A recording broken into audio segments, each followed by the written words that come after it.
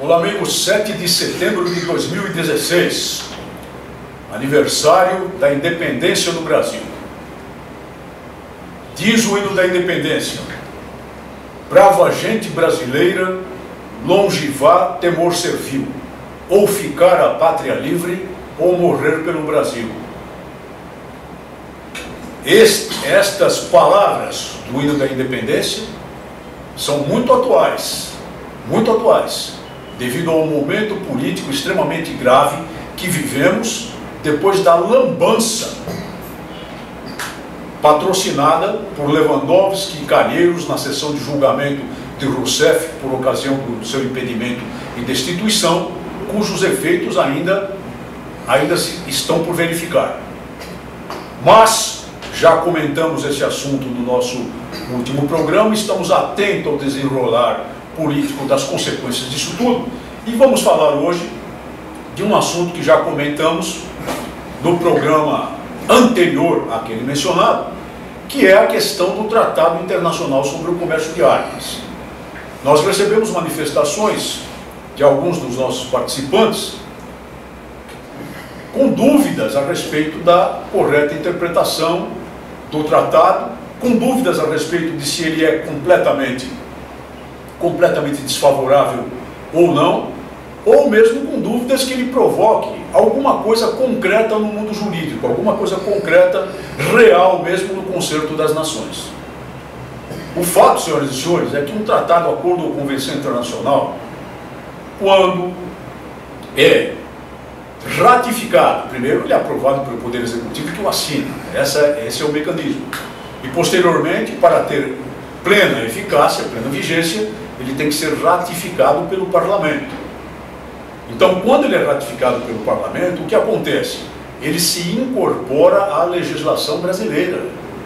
Ele passa a ter força de lei na legislação brasileira. E mais, se for um tratado na esfera de direitos humanos, ele se incorpora como emenda constitucional, como emenda à Constituição da República. E mais, se incorpora como um dispositivo do artigo 5º da Constituição da República, na visão de muitos juristas. Existem algumas controvérsias a esse respeito. Incorporando-se como parte do artigo 5º, obviamente, ele se torna uma cláusula pétrea e não pode nem ser removido por emenda constitucional. Então vejam a gravidade dessa situação. A questão é que os dizeres do tratado podem ser interpretados de maneira a que digam que aquele tratado, exatamente nos termos dele, passa a constituir uma nova realidade jurídica no país.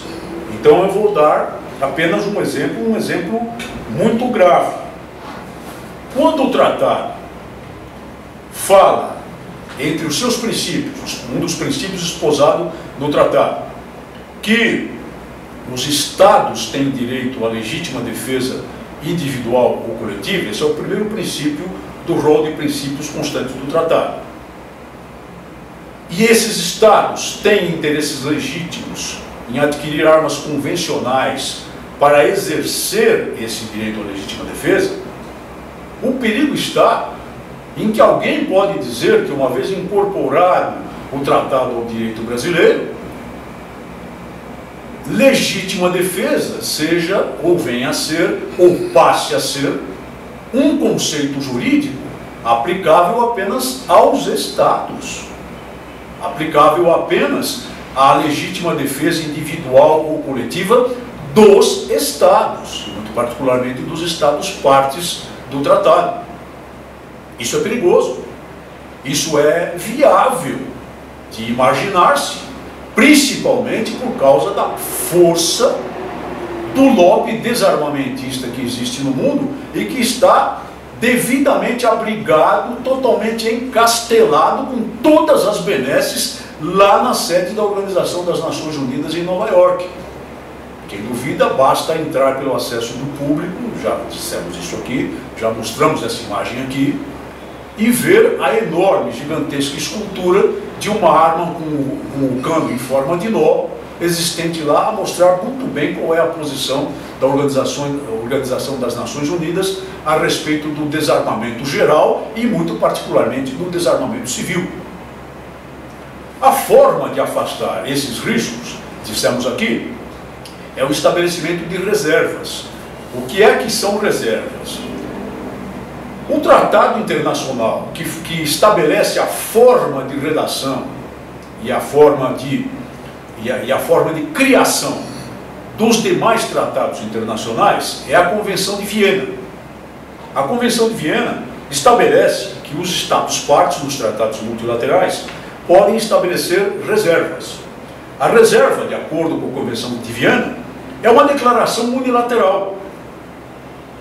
Qualquer que seja a redação ou denominação que um Estado faz ao assinar, ratificar, ou aceitar ou aprovar um tratado, com o objetivo de excluir ou modificar o efeito jurídico de certas disposições daquele tratado. Então eu chamo aqui sua atenção, e já dissemos isso no programa passado.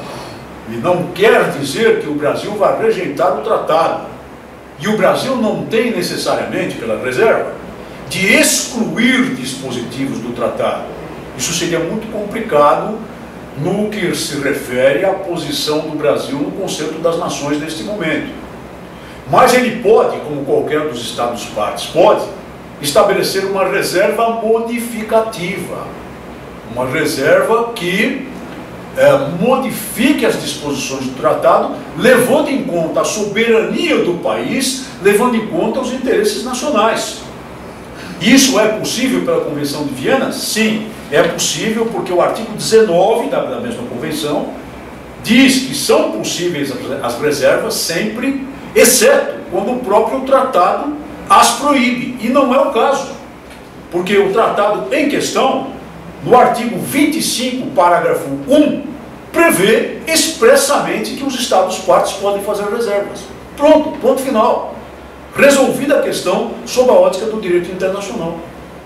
E cabe estabelecer reservas, não só a respeito da questão da legítima defesa, para que o conceito, o princípio da legítima defesa dos indivíduos não seja prejudicado, mas também sobre outras situações previstas no artigo 5º, referentes a comércio, referentes à existência e ao reconhecimento de atividades lícitas, legítimas, tradicionais, de tiro desportivo, de caça sustentável, de colecionismo, que poderão ser interpretadas como banidas, embora mencionadas no preâmbulo do tratado, porque elas não são vinculativas, elas não são vinculadas, apesar de estarem no preâmbulo, no texto principal do tratado.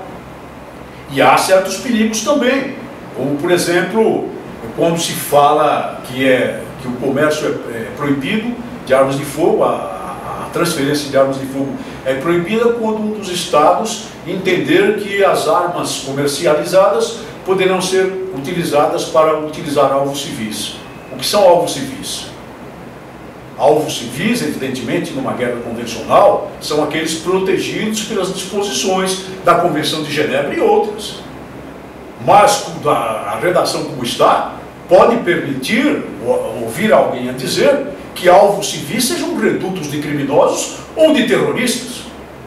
Aqui no Brasil, a esquerda e a imprensa de esquerda têm a mania de dizer, por exemplo, que a polícia mata civis. Já deve ter ouvido essa expressão tantas vezes. A polícia não mata civis, a não ser, é claro, ocasionalmente, numa situação de acidente, numa situação que pode acontecer no calor de um conflito, como ocorre lá nos morros do Rio de Janeiro. Um acidente, uma atuação indevida, nunca se afasta completamente das hipóteses de atuação policial. Mas o que a polícia faz é combater o crime. E ao combater o crime, ela frequentemente mata criminosos, não civis, porque o criminoso não é civil. O criminoso é um guerrilheiro sem causa, engajado em combate mortal à mão armada contra o poder estatal, contra a sociedade. Esses dispositivos, que nós vamos colocar devidamente num documento, submeter a sua consideração para que mandem mensagens aos deputados federais, merecem ser tratados mediante reservas. não reservas excludentes, não reservas que digam, não, o Brasil está a negar a validade intrínseca do tratado, que é, essencialmente, a de criar mecanismos para impedir o comércio ilegal internacional de armas de fogo, e que, evidentemente, não é o propósito do Brasil. Combater o comércio ilegal de armas de fogo é um dever de todas as nações. Não é isso. Mas impor cláusulas modificativas por meio das reservas, a fim de que a soberania interna do país seja preservada, a fim de evitar interpretações ampliativas que possam dificultar o combate ao crime e a fim de evitar interpretações restritivas que prejudiquem principalmente o princípio, o conceito jurídico, o direito natural expresso pelas leis da legítima defesa, não dos Estados apenas, mas dos indivíduos, das pessoas que vivam no Brasil, sejam elas nacionais ou estrangeiros aqui residentes. Muito obrigado por sua atenção e até o nosso próximo programa.